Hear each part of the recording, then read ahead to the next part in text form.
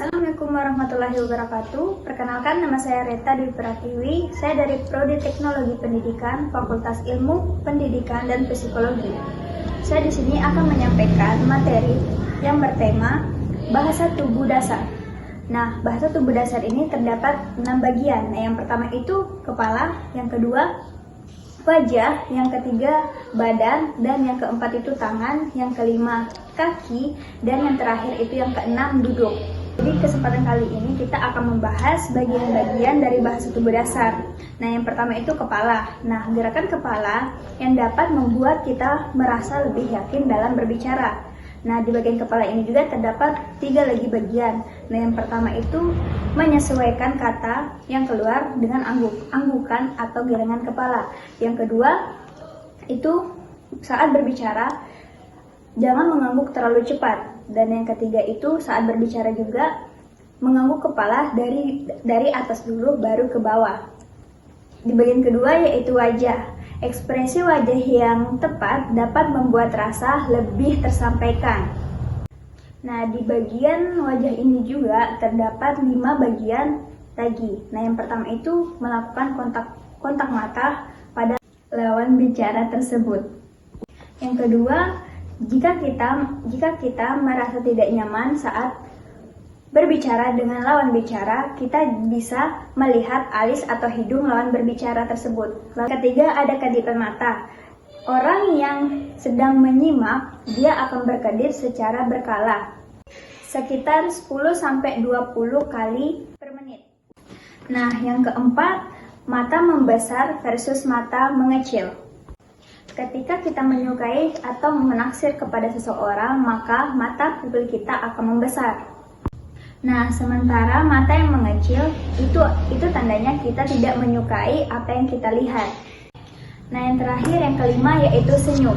Nah, kemungkinan besar ketika kita senyum saat berbicara, maka dalam bicara kita juga ikut tersenyum. Senyum yang lebar dan mulut yang terbuka serta gigi yang terlihat dan alis yang melengkung itu berarti menunjukkan ketertarikan dan kebahagiaan. Nah, di bagian badan memiliki 3 bagian lagi. Nah, yang pertama itu postur tegak, yang kedua terbuka, yang ketiga bagian perut. Di bagian yang ketiga yaitu badan. Posisi tubuh badan yang tegak dapat membuat kita terlihat berwibawa. Nah, yang pertama postur tegak. Bukan berarti kita terlihat tegak seperti upacara bendera, tapi dalam posisi tegak, lurus, dan diam akan meyakinkan kita dalam berbicara. Saat berjalan atau bergerak, dan pastikan kita saat berjalan tidak menunduk, juga membungkuk. Berdiri dengan 2 kaki, jangan berdiri posisi dengan badan yang terbebani atau dengan 1 kaki, karena itu akan terlihat kita malas-malasan. Yang kedua, terbuka. Jika kita tidak perlu bicara, maka jangan berbicara di balik podium atau di balik meja. Objek yang menghalangi kita akan menjadi batasan. Yang ketiga, bagian perut. Saat kita sedang berbicara kepada orang, maka kita harus mengarahkan perut atau pusar kepada orang yang sedang bertanya. Selama berbicara juga, pastikan perut kita itu merata. Nah, di bagian bahasa tubuh dasar ini yang keempat yaitu tangan. Tangan adalah salah satu unsur penting dalam bagian tubuh dasar. Jika telapak tangan menunjuk ke atas, itu menandakan kita sedang berbicara dengan santun dan terhormat. Yang kedua, menunjuk dengan telunjuk apabila kita ingin menunjuk seseorang atau menyuruh. Nah, selanjutnya tangan menggenggam akan memberikan efek semangat.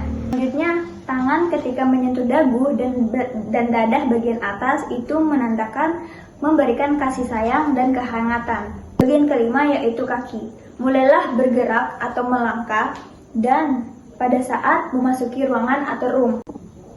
Pada saat posisi duduk, jangan sekali melipatkan kaki dan jangan menggantungkan kaki atau nangkring. Pastikan kita juga pastikan kaki kita juga tidak tergoyang-goyang. Karena itu akan membuat kita merasa tidak nyaman. Di bagian yang keenam yaitu duduk. Duduklah dengan tegak sesekali, bersandar tetapi tidak melorot. Jangan silangkan kaki saat duduk dan berbicara. Arahkan lutut kita terhadap lawan bicara. Ini akan membuat lawan bicara kita diperhatikan.